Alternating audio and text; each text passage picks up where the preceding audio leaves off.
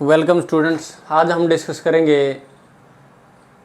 Physics का +1 का जो पहला यूनिट है फिजिकल वर्ल्ड एंड मेजरमेंट। उसमें तो हमारा टॉपिक रहेगा आज मेजरमेंट क्या होता है, फंडामेंटल क्वांटिटी कौन कौन सी हैं, बेसिक क्वांटिटी जिनको हम कहते हैं, और डिराइव्ड क्वांटिटी कौन कौन सी हैं, किसी भी क्वांटिटी का यूनिट क्या होता है, ठीक है, और यूनिट की कौन कौन सी ऐसे कैरेक्टरिस्टिक्स हैं, कौन कौन सी ऐसी प्रॉपर्टीज़ हैं जो किसी भी यूनिट को चूज करते समय हम ध्यान रखते हैं, ठीक है।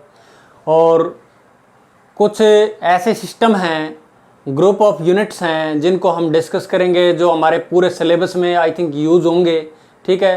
पूरे +1 के सिलेबस में और पूरे ही +2 के सिलेबस में वो सारे सिस्टम हम यूटिलाइज करेंगे टाइम टू टाइम, ठीक है। किसी भी आर्टिकल में किसी भी क्वांटिटी को मेज़र जब हम करते हैं तो उसकी यूनिट की हमें ज़रूरत पड़ती है, उसका मिनिमम स्टैंडर्ड हमें पता होना चाहिए, अदरवाइज हम किसी भी क्वांटिटी को एग्जैक्ट वे में मेज़र नहीं कर सकते, किसी भी सिस्टम की एग्जैक्ट नॉलेज हम नहीं ले सकते, ठीक है। इसलिए आज हम डिस्कस करेंगे मेज़रमेंट का एक बहुत ही इम्पोर्टेंट एक कंसेप्ट, ठीक है। तो बने रहिए इस वीडियो में लास्ट तक, ठीक है। चलिए शुरू करते हैं। तो सबसे पहले हम बात करेंगे मेजरमेंट होता क्या है। मेजरमेंट क्या है, ठीक है। तो एक बेसिक सा क्वेश्चन आपके दिमाग में आता है कि हम मेजरमेंट क्यों पढ़े, क्या ज़रूरत है हमें मेजरमेंट पढ़ने की, ठीक है। तो बच्चों देखो, आप जब कभी किसी दुकानदार के पास जाते हो, शॉपकीपर के पास जाते हो, कोई भी चीज़ आप लेने जाते हो, जैसे आप चीनी लेने गए, आप कोई भी और जैसे आपने सब्जियां लेके आनी है बाज़ार से, ठीक है, तो आप दुकानदार को बोलते हो कि हमें इतने किलोग्राम भिंडी दे दो, इतने किलोग्राम चीनी दे दो, ठीक है। अगर आपके पास कोई मेजरमेंट की कोई यूनिट ना हो, जैसे आपने बोल दिया कि हमें भिंडी दे दो, ठीक है, तो दुकानदार जो है आपसे पूछेगा कितनी, कितनी का मतलब वो आपसे मात्रा पूछ रहा है, ठीक है। अब मात्रा जब आप बताओगे तो आप बताओगे कि मुझे 500 ग्राम भिंडी चाहिए, मुझे आधा किलोग्राम चीनी चाहिए, या मुझे 250 ग्राम शुगर या चीनी चाहिए, ठीक है। यानी आप यूनिट की जब बात करोगे तब जाके आपकी जो एग्जैक्ट जो मेजरमेंट है वो हो पाएगी, ठीक है। अगर आप मेजरमेंट नहीं करोगे किसी भी क्वांटिटी का, कोई भी चीज़ आप बिना मापे लेके आते हो तो दुकानदार जो है आपको मना कर देगा, और दुकानदार आपको दे भी देता है तो आपके मन में एक शंका रहेगी कि ये जो उसने चीज़ दी है ये कम तो नहीं है, कम तो नहीं है। फिर आपके दिमाग में आएगा ओह ये कम नहीं है, फिर हो सकता है वो ज़्यादा हो, ठीक है, ये भी आपके दिमाग में आएगा, ठीक है। तो इस तरह की जो संभावनाएं हैं, जो इस तरह की जो मुश्किलें हैं, उनको हम अवॉइड करते हैं किसके थ्रू, मेजरमेंट के थ्रू। तो मेजरमेंट जो है एक कंपैरिजन प्रोसेस है बच्चों, कंपैरिजन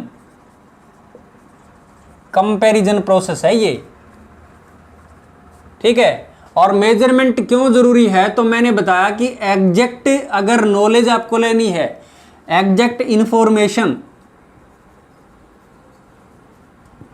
अबाउट एनी सिस्टम और अ बॉडी, तो किसी भी सिस्टम के बारे में, किसी भी बॉडी के बारे में, सिस्टम चीनी जो है वो चीनी के कणों का एक सिस्टम है, सीधी सी बात है।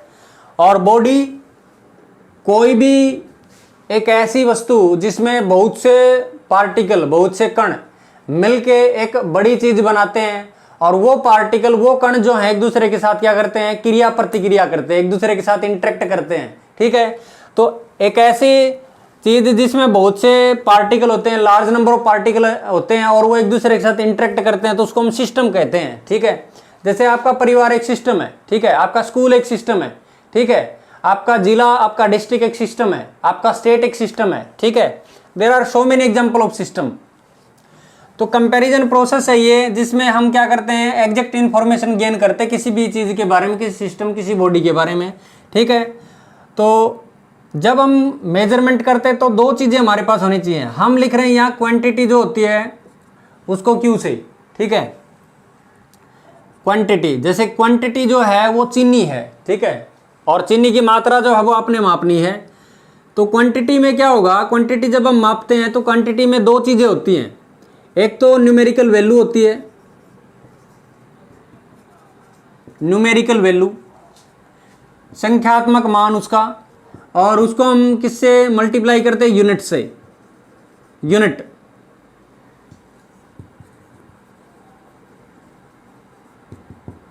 ठीक है, अब मैं एग्जांपल के तौर पे अगर कहूं तो मान लो हम लेंथ की बात कर रहे हैं फॉर एग्जांपल, ठीक है, और लेंथ जो है उसकी यूनिट क्या है, मीटर है, मीटर, ठीक है, और हम मान लेते हैं कि लेंथ हमने ली है 3 मीटर, क्या ली है, 3 मीटर, ठीक है। तो ये 3 जो है ये क्या है बच्चों, न्यूमेरिकल वैल्यू, क्या है ये, न्यूमेरिकल वैल्यू, ठीक है। और ये क्या है, ये क्या है, ये है यूनिट, इकाई, मात्रक जिसको हम कहते हैं, ठीक है, मात्रक। तो हम क्या कर रहे हैं, जो लंबाई है 3 मीटर उसको कंपेयर कर रहे हैं किसके साथ, एक मीटर का स्केल है उसके साथ आप क्या कर रहे हो, रस्सी को कंपेयर कर रहे हो। 3 बार आपने रस्सी के ऊपर रखा, 1 2 3, ठीक है, तो आपने 1 मीटर की जो लंबाई है उसको पूरी रस्सी के साथ, पूरी लंबाई के साथ कंपेयर किया 3 बार, ठीक है, तो आपको पता लगा कि रस्सी की लंबाई जो वो 3 मीटर है, ठीक है। तो यूनिट जो है बहुत जरूरी चीज है, और न्यूमेरिकल वैल्यू से हमें पता लगता है कि कोई राशि, कोई मात्रा कम है, ज्यादा है, कितनी है, ठीक है, 3 चीजों का हमें पता लगता है। तो कौन कौन सी बातें मैंने बताई आपको, किसी भी क्वांटिटी को जब हम मापते हैं तो उसमें एक न्यूमेरिकल वैल्यू की हमें जरूरत पड़ती है, एक मात्रक की हमें जरूरत पड़ती है, यूनिट की जरूरत पड़ती है, ठीक है। अब देखो मैं जो क्वांटिटी यहां पर लिख रहा हूं, Q stands for quantity and it has some numerical value and a unit, ठीक है, U for unit, N for numerical value. So ये क्या होगा, ये प्रोडक्ट हमेशा कांस्टेंट रहेगा, क्या रहेगा, कांस्टेंट रहेगा। अगर हम N को बदलेंगे तो U भी बदल जाएगा, लेकिन दोनों की जो प्रोडक्ट होगी वो कांस्टेंट रहेगी। मैं एक एग्जांपल, जैसे मैंने ऊपर रस्सी का एग्जांपल लिया है, ठीक है, रस्सी की लंबाई कितनी है बेटा, 3 मीटर, ठीक है। अगर मैं रस्सी की इसी लंबाई को सेंटीमीटर में मापता हूं, किस में मापता हूं, सेंटीमीटर में, ठीक है, तो बताओ शाबाश 3 मीटर में कितने सेंटीमीटर होंगे, अरे बहुत आसान सी बात है, 300 सेंटीमीटर होंगे। क्यों, क्योंकि 1 मीटर में 100 सेंटीमीटर होते हैं, ठीक है, 100 सेंटीमीटर होंगे। तो आपकी न्यूमेरिकल वैल्यू अब क्या हो गई, N डैश हो गई, ठीक है। या जैसे मैं अपनी सुविधा के लिए इसको N1 मान लेता हूं, 3 को N1 मान लेता हूं, ठीक है, और इसको मैं मान लेता हूं N2, सॉरी U1 मान लेता हूं, यूनिट 1, ठीक है। और ये दोबारा जो हमने बदल दी न्यूमेरिकल वैल्यू, अब ये 3 तो है नहीं, 300 है, इसका मतलब ये N1 नहीं है, या हम इसको N2 मान लें, ठीक है। तो ये यूनिट जो है ये मीटर तो है नहीं, यानी U1 नहीं है, ठीक है, तो मैं इसको U2 मान लेता हूं, यानी अलग मानना पड़ेगा, ठीक है। तो आपको यहां से क्या पता लग रहा है कि जो N1 U1 है, N1 गुणा U1 बराबर है किसके, N2 U2 के, है ना, और किसके बराबर है, दोनों L के बराबर है, ठीक है, किसके बराबर है, L के बराबर है। L क्या है, हमारी क्वांटिटी है, L क्या है, क्वांटिटी है। तो क्वांटिटी जो होगी वो मैंने यहां लिखी N1 U1, किसके बराबर आई बेटा, ये N2 U2 के बराबर, ठीक है। तो क्या Q का मान इसमें बदल गया है, इस उदाहरण में, इस एग्जांपल में क्या चेंज हो गया है, लेंथ का मान। अगर हम न्यूमेरिकल वैल्यू को बदल रहे हैं तो क्या लेंथ की वैल्यू बदल गई, नहीं बदली, बिल्कुल। 3 मीटर वास्तव में 300 सेंटीमीटर ही होता है, ठीक है। तो हम न्यूमेरिकल वैल्यू को जब बदलते हैं, न्यूमेरिकल वैल्यू को अगर हम बढ़ाते हैं, आप देखो 100 गुना हमने बढ़ा दिया, ठीक है, तो यूनिट जो है आपकी मीटर से क्या हो गई, 100 गुना छोटी हो गई, यानी सेंटीमीटर हो गई, क्लियर है। तो जब हम यूनिट को बढ़ाएंगे तो न्यूमेरिकल वैल्यू थोड़ी हो जाएगी, और न्यूमेरिकल वैल्यू को बढ़ाएंगे तो यूनिट जो है वो घट जाएगी। तो यहां से अगर इस तरह का रिलेशन आपका कहीं भी आ रहा है किसी भी इक्वेशन में, तो ये हमेशा किसी कांस्टेंट के ही बराबर होता है बेटा, किसके बराबर होता है, किसी कांस्टेंट के बराबर, ठीक है। यानी मैंने लिख दिया x1 y1 बराबर है x2 y2 बराबर है x3 y3 बराबर है x4 y4, तो ये हमेशा यूं ही चलता रहेगा और ये बराबर होगा लास्ट तक xn yn। ठीक है, ये किसी वेरिएबल के बराबर नहीं होंगे। अगर ये इस तरह की चीजें बराबर हैं तो ये कोई वेरिएबल के बराबर नहीं होगा, ये किसी कांस्टेंट के बराबर ही होगा। मान लो वो कांस्टेंट k है, ठीक है, तो इस तरह का जो वेरिएशन है ये किसी कांस्टेंट को ही शो करता है। इसमें क्या होता है कि अगर ये चीज बढ़ती है तो ये घटती है, यानी ये चीज इस चीज के इनवर्सली प्रोपोर्शनल है, व्युत्क्रमानुपाती है। कैसे? x inversely proportional to y। ठीक है, यानी अगर y घटेगा, y अगर डाउन जाता है तो x क्या होगा? अप जाएगा, बढ़ जाएगा। ठीक है, अगर y बढ़ेगा तो x क्या होगा? घटेगा। ठीक है, x क्या होगा? घटेगा। ठीक है, और y घटेगा तो x बढ़ेगा। अगर दो राशियों के बीच में, दो वेरिएबल्स के बीच में इस तरह की रिलेशनशिप है जिसमें एक चीज घटती है और दूसरी चीज बढ़ती है, ठीक है, तो ऐसी रिलेशनशिप को हम बोलते हैं इनवर्स प्रोपोर्शनलिटी। इनवर्स प्रोपोर्शनलिटी, तो हम कहेंगे these two variables x and y are inversely proportional to each other। तो y inversely proportional to x and x inversely proportional to y। ठीक है, तो आई थिंक आपको इनवर्सली प्रोपोर्शनल का मतलब समझ में आ गया होगा। ठीक है, यानी एक क्वांटिटी का इफेक्ट दूसरी क्वांटिटी के ऊपर रिवर्स पड़ता है। ठीक है, तो यहां पर भी इसी तरह की रिलेशन है ये। तो n इंटू यू क्या हो जाएगा बेटा? सॉरी, n इंटू यू क्या हो जाएगा? कांस्टेंट हो जाएगा। तो आपको एक एग्जांपल के थ्रू भी मैंने बताया, अगर आप इसको और छोटा करना चाहते हो तो और छोटा कर सकते हो। जैसे मैं लिख दिया यहाँ पे, अगर मैं सेंटीमीटर के मिलीमीटर बनाऊं, ठीक है, तो इसको मैं लिख सकता हूं 3000 mm। ठीक है, 3000 mm, तो 3 मीटर जो होगा वो 3000 mm के बराबर होगा। ठीक है, और 1 मीटर जो होता है, 1 मीटर वो 10 की पावर, अब देखो यहाँ पे 10 की पावर 3 mm के बराबर होता है। 10 की पावर 3 mm। मिली का मतलब होता है 10 की पावर -3।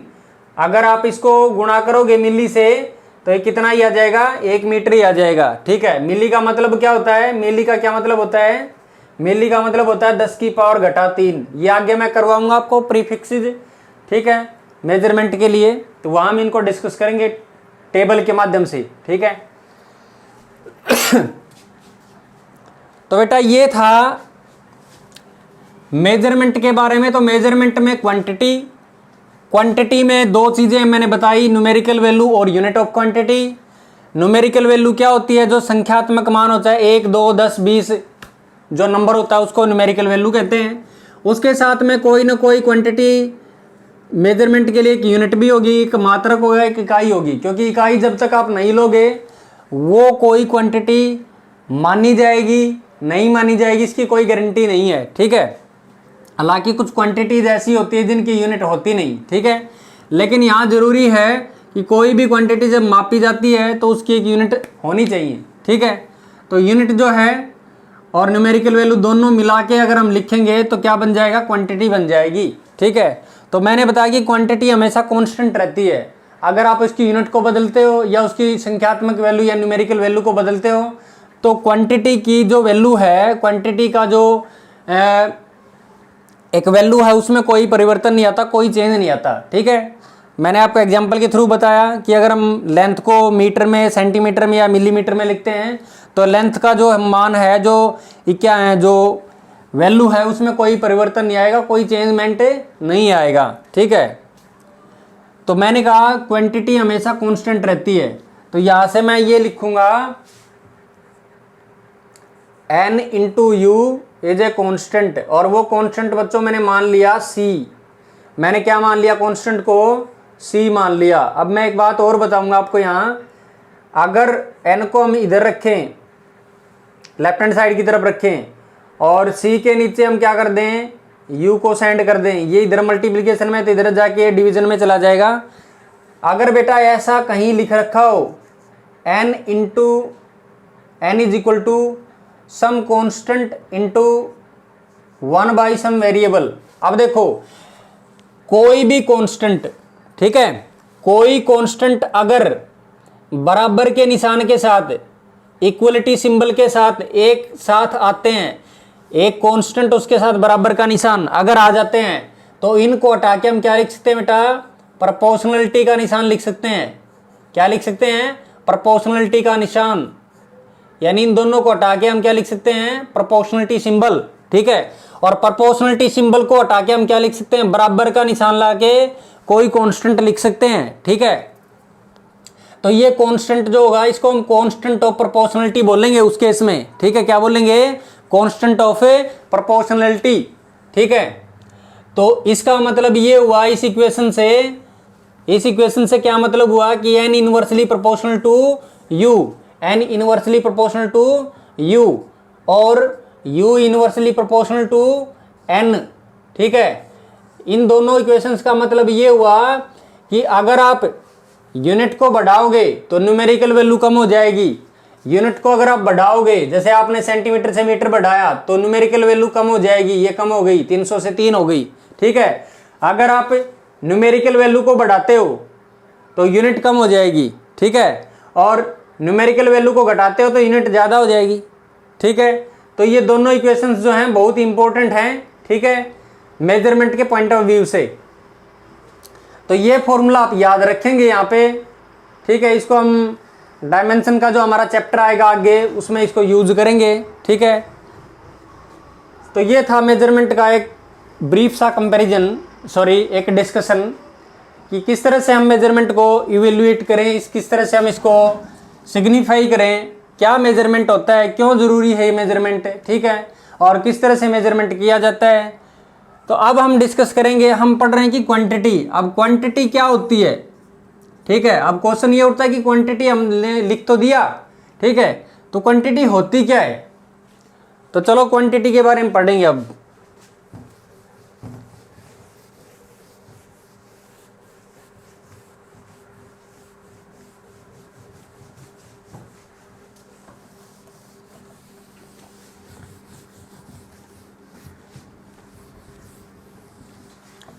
अब देखो बेटा, क्वांटिटी जो होती है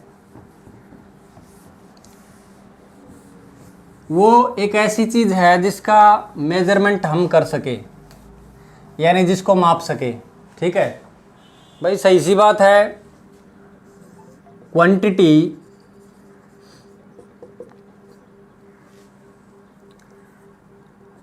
anything that can be measured.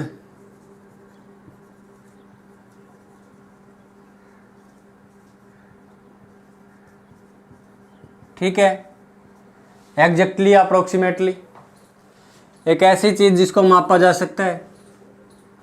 ठीक है, एग्जाम्पल हम लें तो लेंथ को माप सकते हैं, मास को माप सकते हैं, लेकिन हम हैप्पीनेस को नहीं माप सकते बेटा, हंगर को नहीं माप सकते।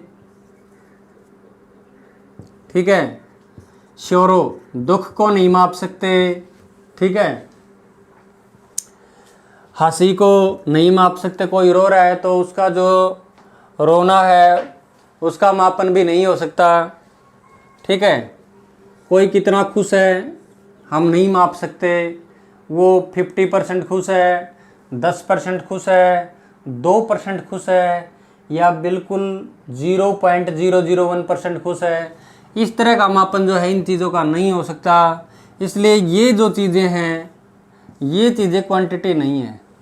ठीक है, these are not measurable things, that's why these are not in the category of quantities. On other hand, length, mass, time, force, momentum, all these are measurable things. So you can consider all these things like length, mass, etc. as quantity. तो quantity क्या होती है ये आपको पता लग गया कि क्वांटिटी जिसका मापन हो सके, जिसको मापा जा सके, वो क्वांटिटी है। अब बेटा बात आती है फिजिकल क्वांटिटी की। हमारा जो एक्चुअल जो टॉपिक ऑफ डिस्कशन है that is physical quantity. Physical quantity. Physical quantity क्या है? भौतिक राशि जिसको हम कहते हैं, भौतिक राशि। तो any quantity whose measurement is necessary, whose measurement is necessary and which is used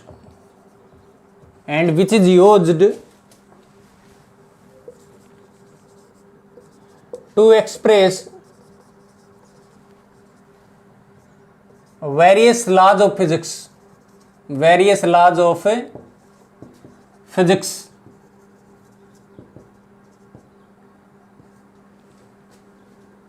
is called a quantity. Rather you can say a physical quantity, a physical quantity.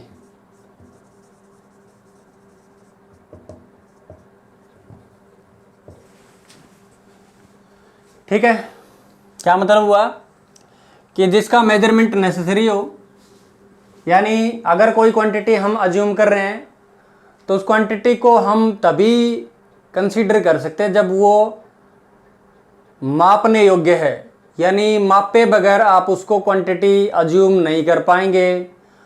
उसका मेजरमेंट तो टॉप मोस्ट प्रायोरिटी होगा यहाँ पे कि उसका measurement जो है वो होना चाहिए, नेसेसरी है वो, ठीक है। और जिस क्वांटिटी का यूज करके फिजिक्स का कोई ना कोई नियम, कोई ना कोई लॉ एक्सप्रेस किया जा सकता है, उसको हम फिजिकल क्वांटिटी कहेंगे। जैसे एग्जाम्पल अगर हम ले बेटा, तो हम फोर्स का एग्जाम्पल ले सकते हैं, हम एक्सेलरेशन का एग्जाम्पल ले सकते हैं, हम स्पीड का एग्जाम्पल ले सकते हैं, हम लेंथ का एग्जाम्पल ले सकते हैं, हम मास का एग्जाम्पल ले सकते हैं, हम टाइम का एग्जाम्पल ले सकते हैं, हम एनर्जी का एग्जाम्पल ले सकते हैं, और भी बहुत सी क्वांटिटीज़ हैं जिनके एग्जाम्पल हम कंसीडर कर सकते हैं। तो ये जो सारी क्वांटिटीज़ हैं ये सभी फिजिकल क्वांटिटीज़ हैं, इनको मेजर किया जा सकता है और ये फिजिक्स के, भौतिकी के नियमों को प्रस्तुत करने में अपना योगदान देती हैं। जैसे हम फोर्स की बात करें तो फोर्स जो होता है ऐसे लिखा जाता है, तो फोर्स बराबर होता है मास इंटू एक्सेलरेशन। क्या होता है? Mass into acceleration. अब देखो मैंने यहाँ पर मास की बात की है, एक्सेलरेशन की भी बात की है, मैंने फोर्स की भी बात की है, तो तीनों क्वांटिटीज ने मिलके फिजिक्स का एक नियम प्रस्तुत कर दिया, ठीक है। ये न्यूटन का सेकंड लॉ है मोशन का, ठीक है। न्यूटन लॉज ऑफ मोशन में ये सेकंड लॉ है, सेकंड लॉ, ठीक है, सेकंड लॉ है ये। तो इसका मतलब ये तीनों जो हैं ये फिजिकल क्वांटिटी हैं, ठीक है। इसके बाद हम टाइप्स ऑफ क्वांटिटी पढ़ेंगे बेटा।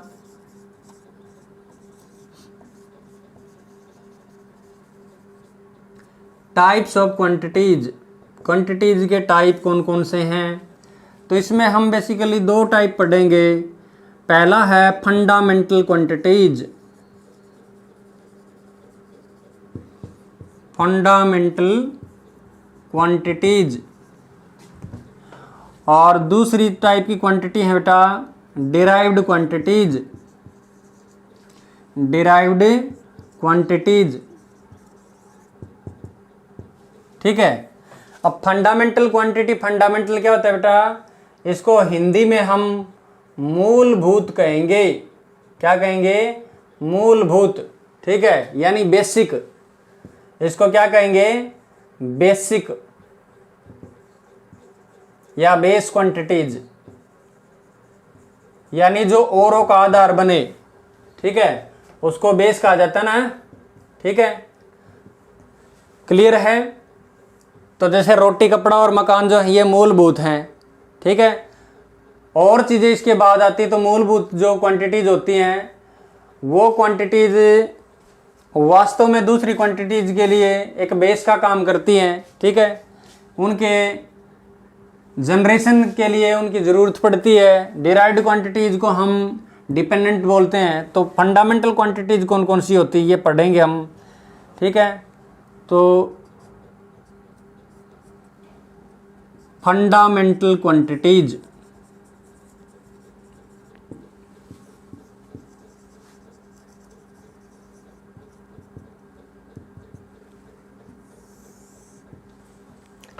तो fundamental quantities are those quantities,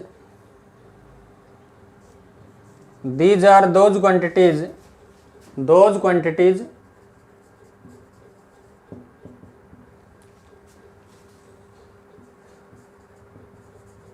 which are defined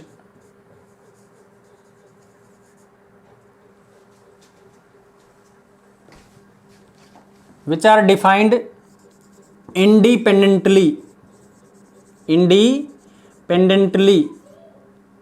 or without any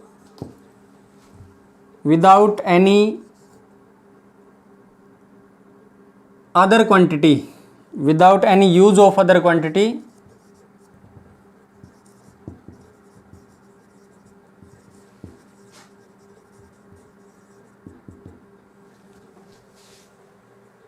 are called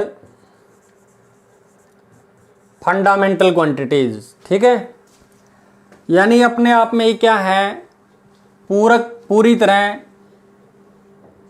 independent हैं, दूसरी क्वांटिटी के ऊपर ये डिपेंड नहीं करती, ठीक है। सिंपलेस्ट फॉर्म है किसी भी चीज़ की, ठीक है। तो इसमें हम एग्जांपल ले सकते हैं बेटा लेंथ का, ठीक है। मास का एग्जांपल इसमें ले सकते हैं, टाइम का ले सकते हैं, ठीक है। इसमें हम टेम्परेचर की बात कर सकते हैं बेटा, इसमें हम बात कर सकते हैं इलेक्ट्रिक करंट की,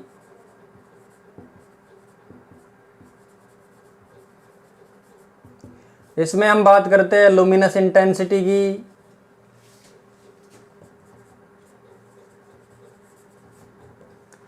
इसमें हम बात करेंगे मैटर की,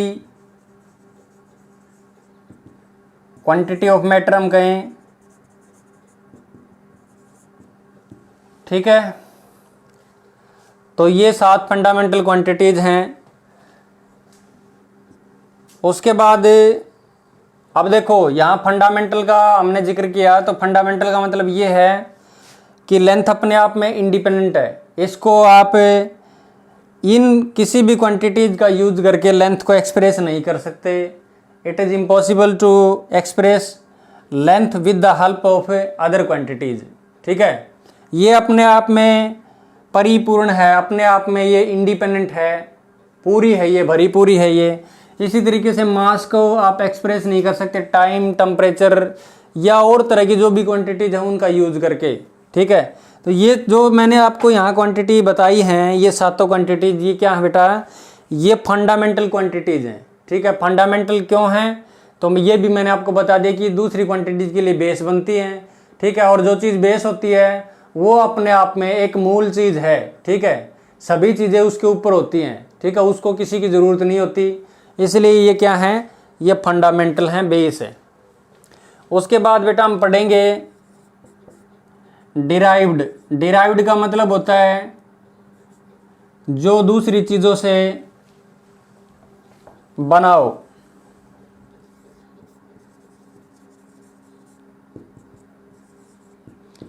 यानी जो दूसरी चीज़ों से पोषित हो, दूसरी चीज़ों का जिसको सहारा मिल गया तो ठीक है, अदरवाइज वो एग्जिस्ट नहीं करेगा। तो derived quantities are those quantities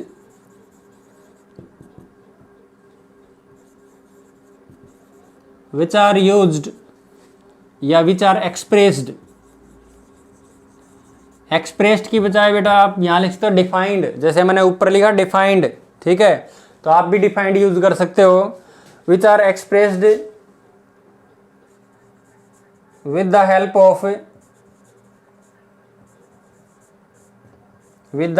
of base quantities, base quantities are called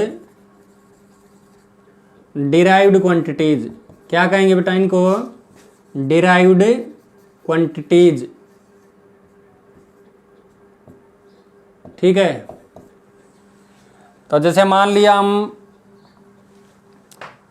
दूध की बात करें तो दूध जो है वो एक बेस चीज है। ठीक है, तो दूध को अगर हम एक बेस चीज माने, फंडामेंटल चीज माने मिल्क को, ठीक है, तो मिल्क तो हो गया फंडामेंटल। अब मिल्क से हम क्या क्या चीजें बना सकते हैं, जैसे हम बर्फी बना सकते हैं बेटा, ठीक है, हम और भी बहुत सी मिठाइयाँ बना सकते हैं। ठीक है, तो ये जितनी भी चीज़ें दूध से बने होंगी, दूध से बनेंगी, ये दूध के ऊपर डिपेंडेंट है।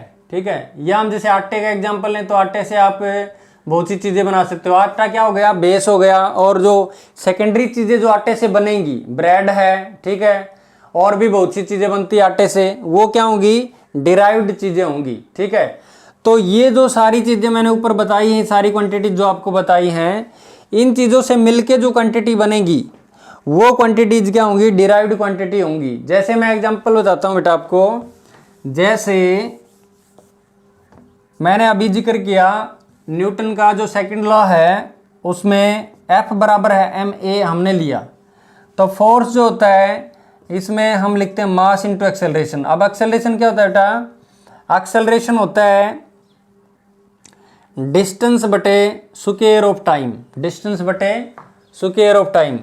एक्चुअली एक्सेलरेशन जो है वो वेलोसिटी बटे टाइम होता है।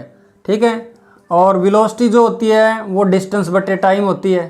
ठीक है, तो ये हो जाएगा m इंटू डिस्टेंस बटे स्क्वायर ऑफ टी। अब देखो बेटा यहाँ पे फोर्स को हमने एक्सप्रेस किया है मास की हेल्प से, ठीक है, डिस्टेंस की हेल्प से और टाइम की हेल्प से।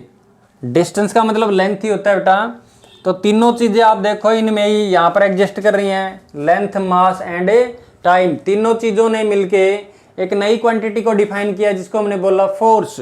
ठीक है, तो फोर्स जो है वो इन तीनों चीजों से डिफाइंड हो रहा है। अगर इन तीनों को हटा देंगे तो फोर्स जो है डिफाइंड नहीं हो सकता। ठीक है, इसलिए फोर्स कैसी क्वांटिटी है बेटा, फोर्स जो है वो डिराइव्ड क्वांटिटी है। ठीक है, तो डिराइव्ड क्वांटिटी वो क्वांटिटी होती हैं जिनको हम दूसरी क्वांटिटीज यानी बेस क्वांटिटीज की हेल्प से क्या करते हैं, एक्सप्रेस करते हैं, डिफाइन करते हैं। ठीक है, अगर आप इनका यूज नहीं करोगे तो जो डिराइव्ड क्वांटिटीज हैं दैट आर एक्सप्रेस्ड इम्पॉसिबली। ठीक है, इनको आप एक्सप्रेस नहीं कर सकते, इनका अस्तित्व जो है बेस क्वांटिटीज के कारण ही होता है। तो ये हमने डिस्कस किया क्वांटिटी क्या है, क्वांटिटी के टाइप क्या है, ठीक है, मेजरमेंट क्या है। ठीक है, आगे हम डिस्कस करेंगे बेटा यूनिट क्या होती है और यूनिट जो है कौन कौन सी कैरेक्टरिस्टिक्स को डिफाइन करती है और यूनिट के टाइप क्या है। तो चलिए हम डिस्कस करेंगे अब unit and its types.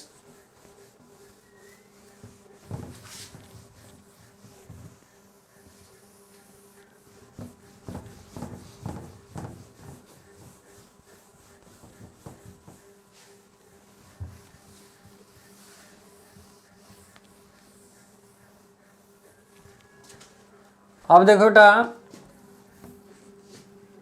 Unit of A quantity,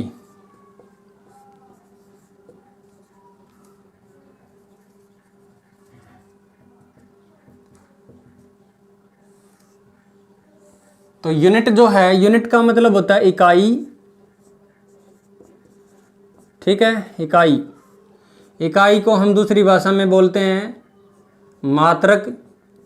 ठीक है, तो किसी भी क्वांटिटी की कोई ना कोई इकाई जरूर होती है बेटा। अगर हम यूनिट का यूज नहीं करेंगे, इकाई का यूज नहीं करेंगे, तो क्वांटिटी के बारे में पता नहीं लगेगा कि हम क्या चीज़ लेना चाहते हैं, क्या चीज़ हम किसी को अगर दे रहे हैं तो वो क्या चीज़ है। जैसे आप मान लिया, मैं फिर एग्जांपल ले रहा हूँ, शॉपकीपर के पास जाके आप शुगर ले रहे हो।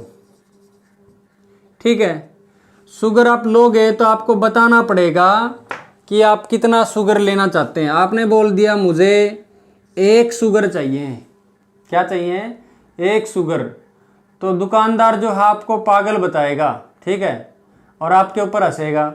इसलिए आप एक शुगर की बजाय क्या बोलोगे, 1 किलोग्राम शुगर बोलोगे बेटा। क्या बोलोगे, 1 किलोग्राम है शुगर। तो क्वांटिटी का मतलब आपको कब पता लगा, जब आपने इकाई बताई। इकाई बताते ही तुरंत वो आपको क्या दे देगा, चीनी दे देगा तोल के। ठीक है, तो इस तरह से हम देख रहे हैं कि किसी भी क्वांटिटी को मेजर करने के लिए उसकी एक यूनिट भी जरूरी है। बिना यूनिट के कोई भी क्वांटिटी मेजर नहीं हो सकती बेटा। ठीक है, तो चलिए हम यूनिट को पहले डिफाइन करेंगे, यूनिट क्या होती है, फिर यूनिट के टाइप पढ़ेंगे। तो unit of A quantity, unit of a physical quantity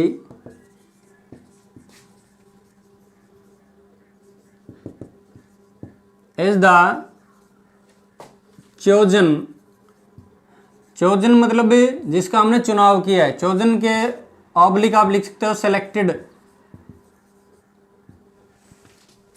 unit of a physical quantity is the chosen standard used for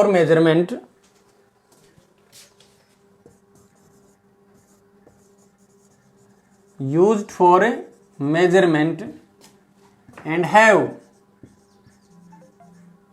same nature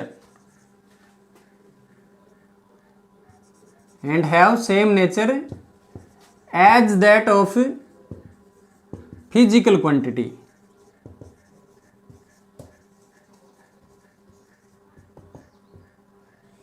ठीक है, अब देखो इस डेफिनेशन को समझो बेटा। किसी भी फिजिकल क्वांटिटी की कोई भी यूनिट होगी जो कि हमने चूज की है, ठीक है, वो एक ऐसा स्टैंडर्ड होगा जिसको हमने मेजरमेंट के लिए चूज किया है, सेलेक्ट किया है। ठीक है, और चूज कर लिया तो अब उसके बारे में एक बात ये भी है कि उसका जो नेचर है, उसकी जो प्रकृति है, उसका जो स्वभाव है, वो फिजिकल क्वांटिटी के जैसा ही होना चाहिए। कैसे कि अगर हम यूं कहें कि भाई घड़ी है हमारे पास, एक क्लॉक है, और इस क्लॉक को हम मास के मेजरमेंट के लिए यूज करना चाहते हैं, हम चीनी तोलना चाहते हैं घड़ी से, तो क्या बेटा ये हो पाएगा? नहीं हो पाएगा। क्यों नहीं हो पाएगा? क्योंकि घड़ी जिस चीज को मेजर कर रही है वो चीज टाइम है। तो टाइम का जो स्वभाव है वो मास के स्वभाव से, यानी चीनी जो हम मेजर करना चाहते हैं ना, वो मास है। ठीक है, तो उसमें मास को हम मेजर करना चाहते हैं, तो मास का जो स्वभाव है वो जो ये घड़ी मेजर कर रही है, ये किस में मेजर कर रही है? सेकंड में मेजर कर रही है, घंटे में मेजर कर रही है, ये मिनट में मेजर कर रही है। तो जो टाइम की जो यूनिट है that has a different nature from mass. ठीक है, मास का जो नेचर है वो टाइम के नेचर से बिल्कुल अलग है। मास जो है वो टाइम के नेचर से बिल्कुल अलग है। इसलिए मास को अगर मेजर करना है तो हम क्या करेंगे, मास के जैसी ही मास को मेजर करने वाली चीजों का यूज करके जो यूनिट बनाई जाती है उनका हम क्या करेंगे, यूज करेंगे। जैसे हम किलोग्राम की बात करें, ठीक है, हम ग्राम की बात करें, ठीक है, हम पाउंड की बात करें, ठीक है, तो इस तरह की जो क्वांटिटीज हैं, इस तरह की जो यूनिट्स हैं, सॉरी, उनका यूज हम करेंगे मास को मेजर करने के लिए। ठीक है, तो जो यूनिट है उसका नेचर जो है वो क्वांटिटी के समरूप होना चाहिए, उसके जैसे ही होना चाहिए। ठीक है, आप जैसे मीटर रोड है, यहाँ 0 सेंटीमीटर, ये 100 सेंटीमीटर। अब इससे हम टाइम को मेजर नहीं कर सकते बेटा। क्यों नहीं मेजर कर सकते? क्योंकि टाइम जो है वो एक ऐसी क्वांटिटी है जिसका नेचर इस मीटर रोड के जैसा नहीं है। ठीक है, इसके जैसा नेचर किस चीज का है? लेंथ का है बेटा, लेंथ का। तो मीटर रोड का यूज हम लेंथ को मेजर करने के लिए कर सकते हैं। ठीक है, तो ये इस स्टेटमेंट का एक मीनिंग मैंने बताया आपको, किस तरह से इसमें जो बातें लिखी हुई हैं उसको हम कैसे समझें। अब हम बात करेंगे वो नेसेसरी पॉइंट से जो किसी भी टाइम हम जब यूनिट को चूज करते हैं उस टाइम पे हम देखते हैं कि यूनिट जो है वो सेटिस्फाई कर रही है नहीं कर रही। ठीक है, सो नेसेसरी कंडीशन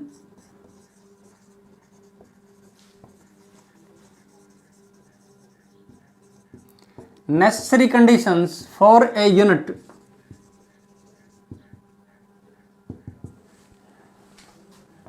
तो पहली कंडीशन है बेटा, it should B of convenient size. Convenient size.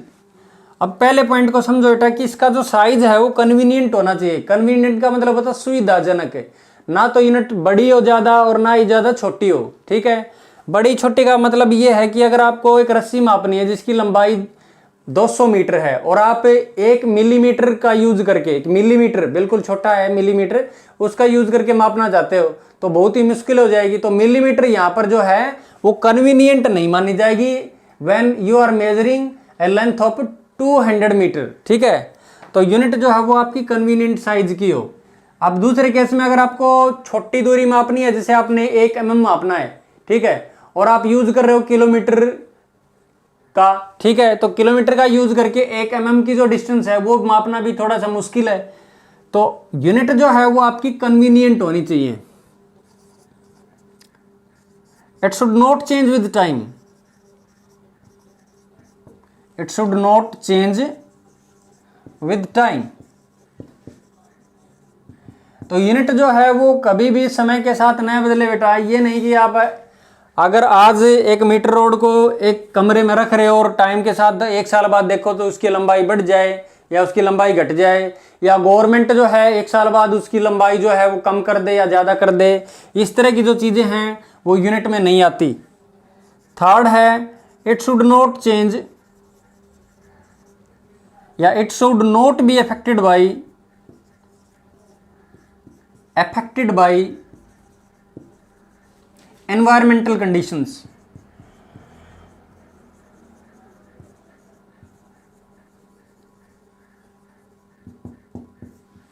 ठीक है। फोर्थ है इट इज और इट शुड बी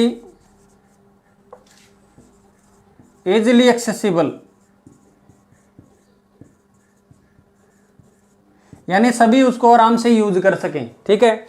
एक छोटा बच्चा है वो भी उसको यूज कर सके, या कोई नया आदमी है वो भी उसको आराम से यूज कर सके, ठीक है।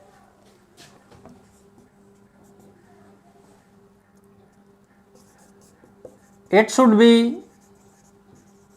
पोर्टेबल। पोर्टेबल का मतलब ये है कि उसको लाने ले जाने में कोई परेशानी ना हो, ठीक है। ये नहीं कि उसको हम जब एक जगह से दूसरी जगह ले जा रहे हैं तो काफ़ी मशक्कत हमें करनी पड़ रही है, ठीक है।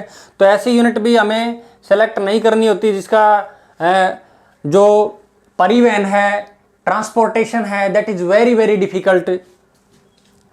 एंड 6th वन है it should be easily reproducible. Easily reproducible यानी इसको हम दोबारा आराम से बना लें। यह नहीं कि एक बार अगर कोई मात्रक या कोई यूनिट हमारी खराब हो गई तो उसको हम दोबारा बनाने में काफ़ी मशक्कत कर रहे हैं, बहुत ज़्यादा परेशान हो रहे हैं। तो ऐसी यूनिट का हम चुनाव नहीं करते।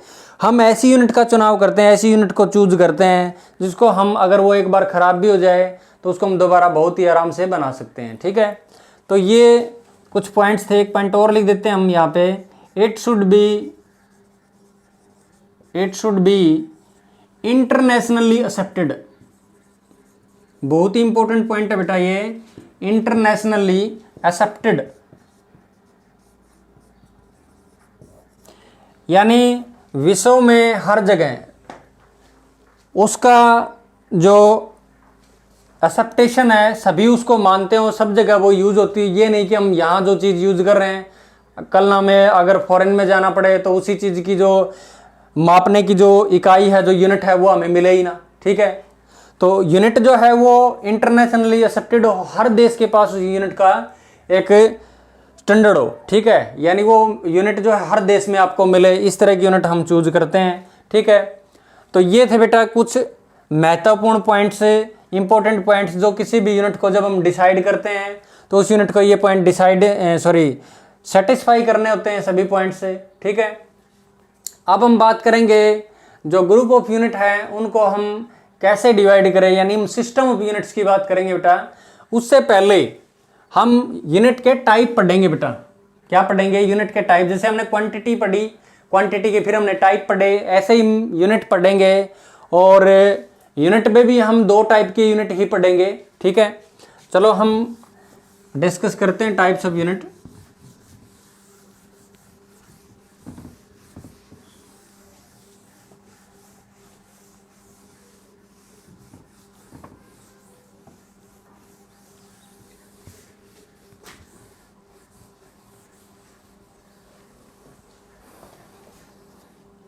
Types of unit.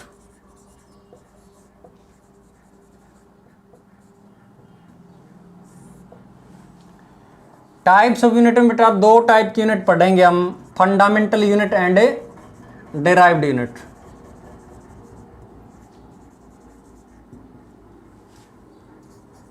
दूसरी है बेटा derived unit.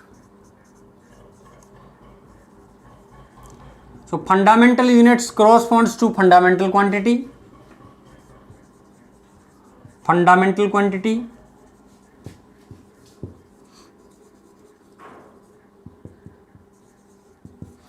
and derived units corresponds to derived units, sorry derived quantities, derived quantities, यानी derived quantities की यूनिट derived यूनिट होंगी और फंडामेंटल क्वांटिटीज की यूनिट क्या होंगी, फंडामेंटल यूनिट होंगी।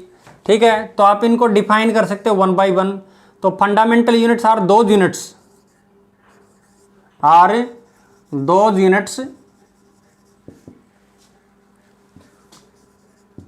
which are used to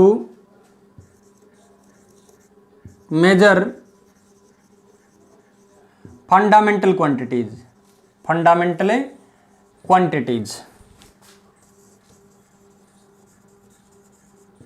ठीक है, तो ये जो हैं इनके बारे में क्या खास है बेटा, जो फंडामेंटल यूनिट होती है इनके बारे में क्या खास है कि इनमें इन यूनिट्स को एक्सप्रेस जब आप करते हैं तो किसी दूसरी यूनिट की आप हेल्प आप नहीं लेंगे, बिल्कुल भी जरूरत ही नहीं पड़ेगी आपको। ठीक है, और इनको हम दूसरी यूनिट को डिफाइन करने के लिए यूज कर सकते हैं, यानी डिराइव्ड फंडामेंटल जो यूनिट्स हैं उनको हम इंडिपेंडेंटली डिफाइन करेंगे, इंडिपेंडेंटली हम यूज करेंगे। और दूसरे नंबर पे अगर हम डिराइव्ड यूनिट की बात करें, डिराइव्ड यूनिट्स की,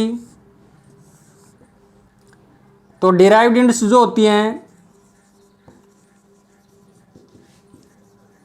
आर यूज्ड टू एक्सप्रेस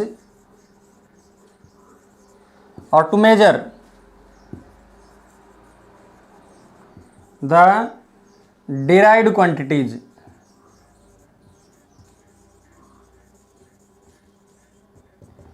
अब देखो फंडामेंटल जो क्वांटिटी है उसमें मैंने बताया भाई लेंथ, तो लेंथ की यूनिट बेटा क्या होगी, लेंथ क्या है, फंडामेंटल क्वांटिटी है, तो लेंथ की यूनिट क्या होगी, फंडामेंटल यूनिट होगी। बहुत ही आसान है बेटा, तो लेंथ की जो यूनिट है वो मीटर है, तो मीटर क्या हो गया बेटा यहाँ पे फंडामेंटल यूनिट हो गई, और लेंथ क्या हो गई, फंडामेंटल क्वांटिटी हो गई। ठीक है, जैसे मास है, मास क्या है, फंडामेंटल क्वांटिटी है, और मास की यूनिट क्या है, किलोग्राम। ठीक है, तो किलोग्राम क्या हो गया, फंडामेंटल यूनिट होगी, किसकी, मास की होगी। ठीक है, बहुत ही इजी है। अब हम बात करें डिराइव्ड यूनिट, जो मैंने डेफिनेशन लिखी है यहाँ पे, जैसे हम बात कर रहा हूँ दोबारा फिर फोर्स की बात कर रहा हूँ बेटा, तो फोर्स जो होता है वो मास इंटू एक्सेलरेशन होता है, मास इंटू एक्सेलरेशन। तो बेटा मास जो होता है वो किलोग्राम में होता है, किस में होता है, किलोग्राम में मापा जाता है, मेजर किया जाता है। एक्सेलरेशन को मीटर इंटू सेकेंड की पावर -2, ठीक है, इसमें मापा जाता है। तो बेटा यहाँ पर हमने फोर्स को एक इकाई दी है कि यूनिट जो फोर्स की बन रही है यहाँ पे वो किलोग्राम मीटर पर सेकंड स्क्वायर बन रही है, क्या बन रही है, किलोग्राम मीटर पर सेकंड स्क्वायर। तो बेटा ये जो चीज है, जो फोर्स है, ये है डिराइव्ड क्वांटिटी, और इसकी जो ये यूनिट आएगी ना बेटा, ये किलोग्राम मीटर पर सेकंड स्क्वायर, ये यूनिट जो है इसमें हमने डिराइव्ड यूनिट का यूज नहीं किया, इसमें हमने फंडामेंटल यूनिट का यूज किया, किलोग्राम मीटर और सेकंड। ठीक है, तो किलोग्राम किसकी यूनिट है, मास की, मीटर किसकी यूनिट है, लेंथ की, सेकंड किसकी यूनिट है, टाइम की। तो ये फंडामेंटल यूनिट का यूज करके जो यूनिट एक्सप्रेस की जाती है उसको क्या कहेंगे बेटा, उसको हम कहेंगे डिराइव्ड यूनिट। तो इसको हम लिखते हैं न्यूटन, क्या लिखते हैं बेटा, न्यूटन। ठीक है, न्यूटन में एन छोटा लिखेंगे बेटा, पूरा अगर लिखते हैं हम सेंटेंस से पूरा वर्ड लिखेंगे तो न्यूटन में एन छोटा आएगा, और अगर एक लेटर हम लिखते हैं, एक अक्षर लिखते हैं तो एक एन, यानी एन जो है वो बड़ा आएगा। तो न्यूटन जो है वो फोर्स की यूनिट है, और डिराइव्ड यूनिट होगी, ये होगी 1 किलोग्राम मीटर पर सेकंड स्क्वायर। तो ये जो है ये सारी क्या है, फंडामेंटल यूनिट है तीनों, और इनसे मिलके जो यूनिट पूरी बन रही है ये वाली, इसको हम क्या कहेंगे, डिराइव्ड यूनिट कहेंगे। ठीक है, तो आई थिंक आपको ये दोनों टाइप की यूनिट जो हैं बहुत अच्छी तरह समझ में आ गई होंगी। ठीक है, फिर भी कोई प्रॉब्लम है तो आप कमेंट सेक्शन में जाके हमसे पूछ सकते हैं बेटा। ठीक है, इसके बाद हम सिस्टम ऑफ यूनिट की बात करेंगे बेटा आज। सिस्टम ऑफ यूनिट्स,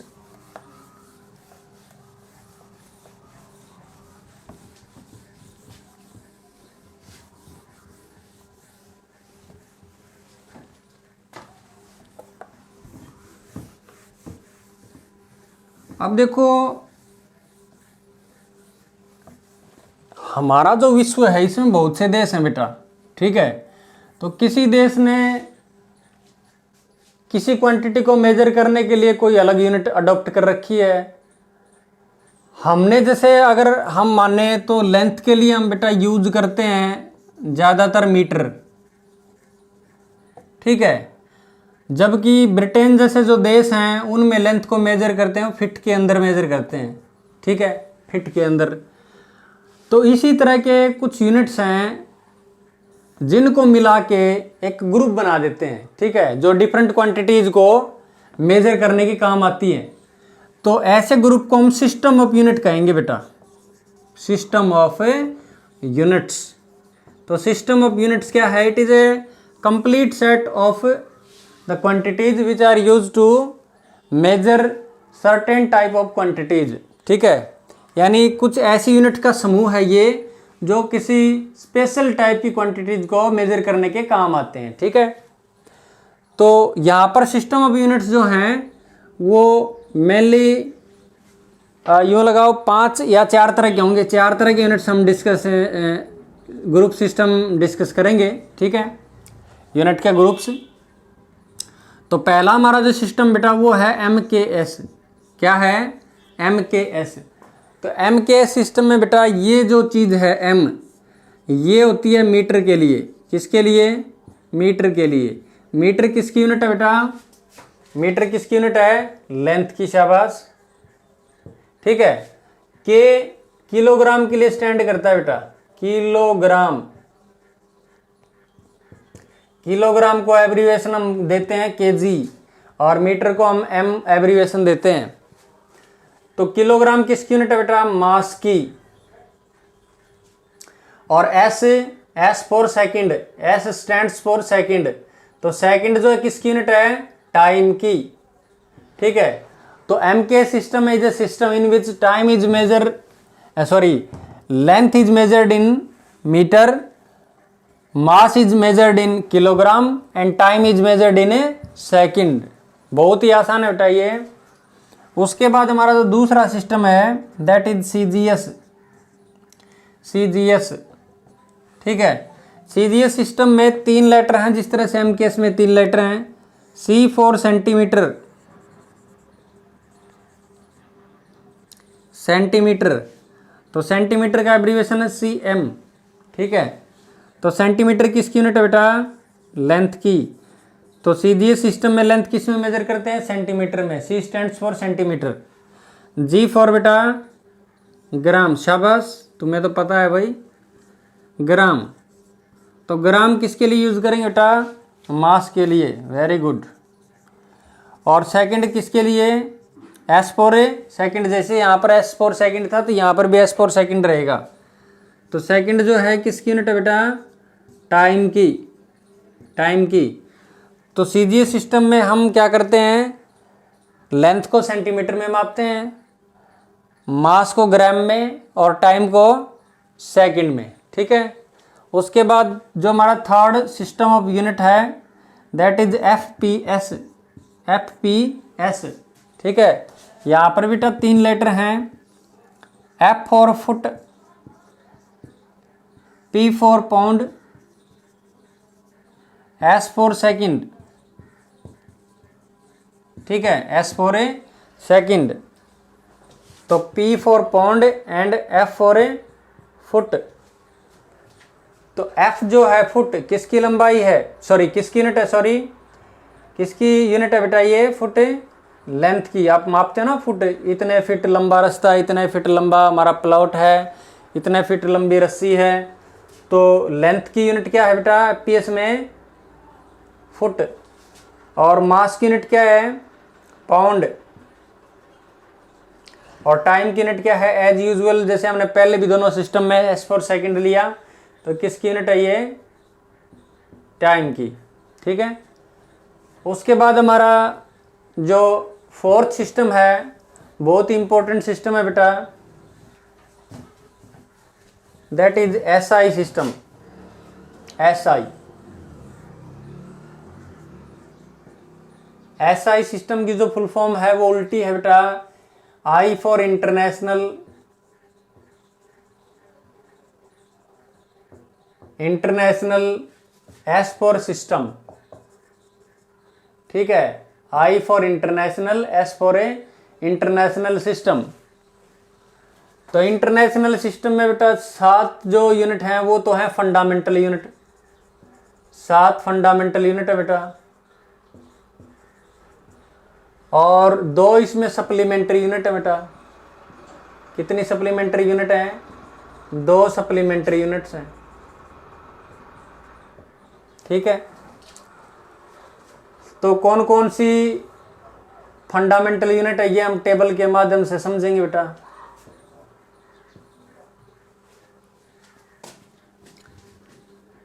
तो पहली जो यूनिट है, पहली जो हम लिख रहे हैं क्वांटिटी, क्वांटिटी में हम लिखेंगे लेंथ। तो लेंथ की यूनिट जो होगी बेटा एसआई सिस्टम में वो होगी मीटर। इसका सिंबल क्या होगा बेटा, सिंबल होगा स्मॉल एम। ठीक है, उसके बाद मास, क्वांटिटी है मास, और मास के लिए हमने यूज किया बेटा किलोग्राम। किलोग्राम के लिए एब्रीविएशन होगा, सिंबल होगा केजी, स्मॉल के स्मॉल जी। थर्ड जो हमारी क्वांटिटी है टेम्परेचर, टेम्परेचर, और टेम्परेचर को हम मेजर करेंगे केल्विन में। किस में मेजर करेंगे केल्विन में, और केल्विन का जो सिंबल है वो स्मॉल कैपिटल के। और फोर्थ है टाइम, टाइम, तो टाइम जो है वो उसको हम मेजर करेंगे सेकंड में, सेकंड में, और सेकंड का एब्रीविएशन क्या है बेटा स्मॉल एस। उसके बाद है electric current, electric current, electric current के बारे में आपने 10th क्लास में बहुत पढ़ा होगा बेटा। इलेक्ट्रिक करंट की यूनिट क्या पढ़ी थी बेटा आपने एम्पियर, शाबाश एम्पियर। तो एम्पियर का सिंबल क्या होता है ए, कैपिटल ए। छठी जो हमारी क्वांटिटी है जिसका मेजरमेंट हम करेंगे that is luminous intensity, luminous intensity. Luminous intensity क्या होता है बेटा, जैसे आप किसी बल्ब के सामने खड़े हैं तो बल्ब की जो रोशनी आ रही है उसकी मात्रा को मापना है, उसकी क्वांटिटी को मापना है। ठीक है, लाइट की क्वांटिटी को लुमिनस इंटेंसिटी में मापते हैं हम। ठीक है, तो लुमिनस इंटेंसिटी की जो इकाई है, जो यूनिट है दैट इज कैंडेला, कैंडेला, और इसका एब्रीविएशन है बेटा सी डी। और सेवंथ है बेटा मैटर, मैटर। तो मैटर की क्वांटिटी जो हम मापते हैं किसमें मोल में, मोल में। वही केमिस्ट्री में मोल जो आप पढ़ते हो वही मोल है। ठीक है, तो मोल जो है उसका एब्रीविएशन होता है MOL। तो बेटा ये थी 7 फंडामेंटल क्वांटिटीज। उसके बाद हम सप्लीमेंट्री क्वांटिटीज की बात करेंगे, उनकी यूनिट की बात करेंगे। तो सप्लीमेंट्री क्वांटिटीज जो हैं, सप्लीमेंट्री यूनिट्स या सप्लीमेंट्री क्वांटिटीज की हम बात करें तो हमारे पास 2 सप्लीमेंट्री क्वांटिटी हैं और उनकी 2 यूनिट है। ठीक है, पहली हमारी क्वांटिटी है बेटा प्लेन एंगल। जैसे हम क्वांटिटी को यहाँ लिख रहे हैं, क्वांटिटी प्लेन एंगल, समतल कोण। इसकी यूनिट है बेटा रेडियन, रेडियन। इसका एब्रीविएशन हम यूज करेंगे RAD, डी। दूसरी हमारी जो क्वांटिटी है that is solid angle. Solid angle कौन सी क्वांटिटी है बेटा? Solid angle. ठीक है, सॉलिड एंगल की जो यूनिट है दैट इज स्टेरेडियन। स्टेरेडियन। ठीक है, और इसकी यूनिट क्या होगी? S R. S small R, S R इसका एब्रीविएशन होगा बेटा। तो ये जो हैं डिफरेंट टाइप की क्वांटिटी थी जो कि एसआई सिस्टम में जिनकी यूनिट हम डिस्कस कर रहे थे। इंटरनेशनल सिस्टम जो होता है उसमें 7 फंडामेंटल यूनिट होती हैं और 2 सप्लीमेंट्री यूनिट होती हैं। नेक्स्ट टाइम ये हमने जो 9 यहाँ पर यूनिट लिखी हैं इनको 1 बाय 1 डिफाइन करेंगे कि 1 मीटर क्या होता है, 1 स्टेरेडियन क्या होता है, 1 रेडियन क्या होता है, 1 एम्पियर क्या होता है। ठीक है, तो आज का ये लेक्चर आपको कैसा लगा ये हमें कमेंट में जो आप यस या नो, अगर आपको रिलेवेंट लगा तो आप यस लिखेंगे, अगर आपको किसी तरह का इसमें कमी नज़र आई हो या आपको पसंद नहीं आया तो आप नो लिखेंगे, और अगर पसंद आया तो आप लाइक का बटन जरूर दबाएंगे बेटा।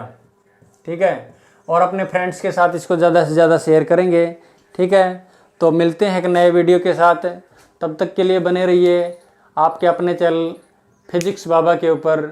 एक बात और मैं बताना चाहूँगा बेटा कि हमने जो हमारा YouTube चैनल है उसका नाम अमेजिंग फिजिक्स से फिजिक्स बाबा इसलिए रखा है, फिजिक्स बाबा, क्योंकि अमेजिंग फिजिक्स के नाम से बहुत से चैनल जो हैं पहले से ही बने हुए थे बेटा।